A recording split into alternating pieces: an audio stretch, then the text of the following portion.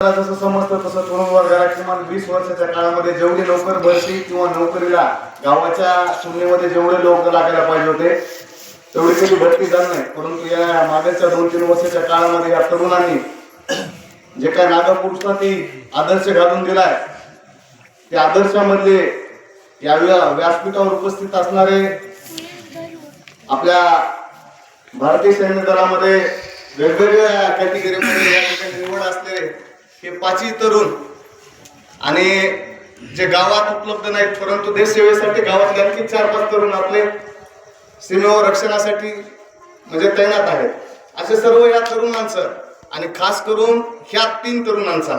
या ठिकाणी खरोखर हा सत्कार हा सन्मान हा खरोखर गावाच्या इतिहासातच नव्हे तर तालुक्याच्या इतिहासात एवढं मोठं एखाद्या गावामधून एवढा मोठा या ठिकाणी संख्येनं आपलं नाव एवढं मोठं केलं त्याबद्दल या तिघांचे आणि पूर्वी